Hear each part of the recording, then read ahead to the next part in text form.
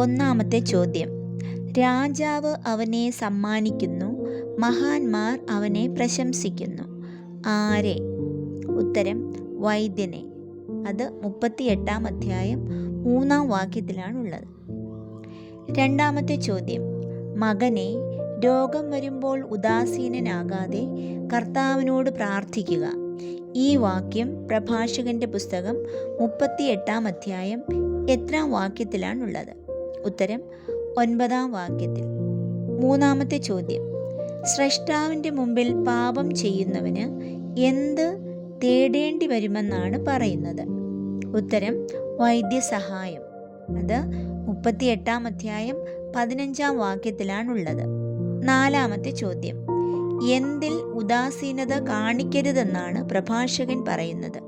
ഉത്തരം: മരിച്ചവന്റെ മൃതദേഹം സമർഹമായി സംസ്കരിക്കുന്നതിൽ. അത് 38-ാം അധ്യായം 16-ാം വാക്യത്തിലാണ് ഉള്ളത്. അഞ്ചാമത്തെ ചോദ്യം: പണ്ഡിതന്റെ വിജ്ഞാനം എന്തിനെ ആശ്രയിച്ചിരിക്കുന്നു? ഉത്തരം: വിശ്രമത്തെ. അത് 38-ാം അധ്യായം 24-ാം വാക്യത്തിലാണ് ഉള്ളത്.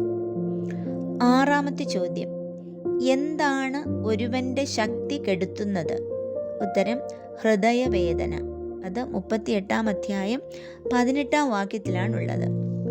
ഏഴാമത്തെ ചോദ്യം: എന്ത് ഒഴിഞ്ഞാൽ വിജ്ഞാനം ലഭിക്കുമെന്നാണ് പ്രഭാഷകൻ പറയുന്നത്? ഉത്തരം: വ്യഗ്രതകൾ ഒഴിഞ്ഞാൽ. അത് 38-ാം അധ്യായം 24-ാം വാക്യത്തിലാണ് ഉള്ളത്. എട്ടാമത്തെ ചോദ്യം: പുതിയ രൂപങ്ങൾ നിർമ്മിക്കുന്നതിലും ചൈതന്യമുള്ള ചിത്രങ്ങൾ രചിക്കുന്നതിലും പണിക്കുറ തീർക്കുന്നതിലും അവർ മനസ്സിരുത്തുന്നു. ആര്? ഉത്തരം: കൊത്തുപണിക്കാരും കരവേല വിദഗ്ധരും. അത് 38-ാം അധ്യായം 27-ാം വാക്യത്തിലാണ് ഉള്ളത്. ഒൻപതാമത്തെ ചോദ്യം: ഉലയിലെ ചൂടേറ്റ് അവൻ ഇല്ലാതാവുകയാണ്. ആര്? ഉത്തരം: ഉലയൂതുന്ന ഇരുമ്പു പണിക്കാർ. അത് 38-ാം അധ്യായം 28-ാം വാക്യത്തിലാണ് ഉള്ളത്. പത്താമത്തെ ചോദ്യം: കാലുകൊണ്ട് ചക്രം തിരിക്കുകയും കൈകൊണ്ട് കളിമണ്ണിന് രൂപം കൊടുക്കുകയും ചെയ്യുന്നത് ആരാണ്? ഉത്തരം: കുശവൻ. അത് 38-ാം അധ്യായം 30-ാം വാക്യത്തിലാണ് ഉള്ളത്.